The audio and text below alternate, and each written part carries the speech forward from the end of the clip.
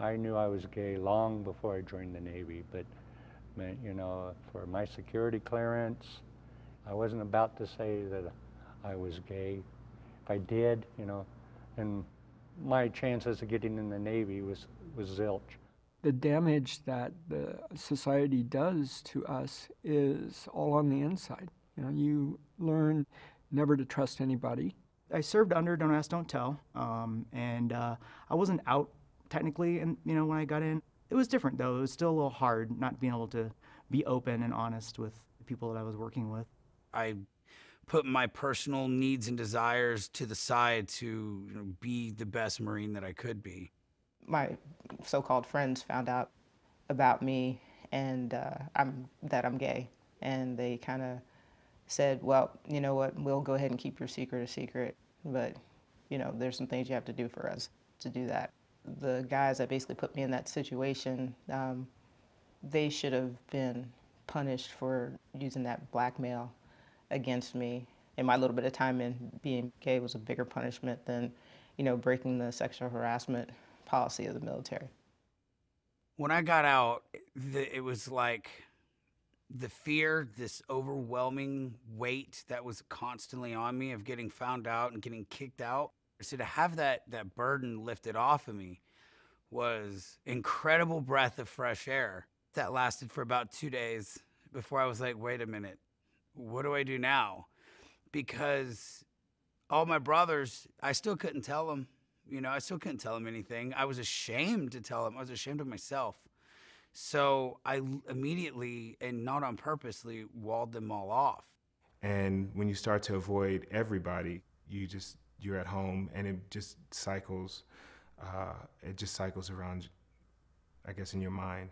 I would get depressed and wouldn't know why. I didn't know it was because I really wanted to be her. I would just feel as though, what am I going to do?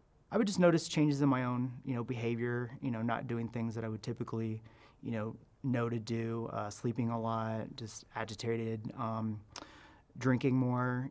I basically got to a point where, all right, let's see what the VA is saying they can help. Let's see what they can do. So we went ahead and tried it. It has changed since the 1950s. It's changed since the 1960s. You don't have to go to an unlicensed, pardon my language, moron to give you bad advice about how you feel and who you are. You can find sympathetic and supportive professionals, and a lot of them, many of them, are in the VA system. So I'm very grateful for what I've learned through the Veterans Administration hospital system, and also from the support I've gotten from people who aren't even in that role but are at the VA.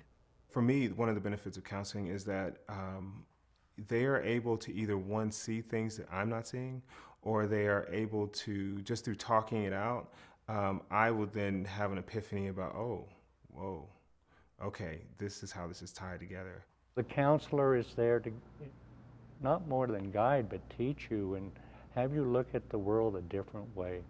My counselor said, it's okay. It's okay to be gay. It's okay because you are loved, right? I use the VA for my one-on-one when I'm feeling stressed and I need to talk to someone. It's not the trance portion. It's mostly dealing with my learning how to forgive and move forward. I attend the support group, and I'm very much so involved every Tuesday because there are a number of girls that are coming in, and we all have different stories. I think a part of that is, for me, has always been kind of talking and, sharing what I'm going through, being open with myself and others, having that support group. But I feel great. I feel better than I have in years. So now I can be me. I can enjoy life, period. I know the direction which I want to go, not where someone else is leading me. And I can help the people that I want to help. And I know that I don't have to do this alone.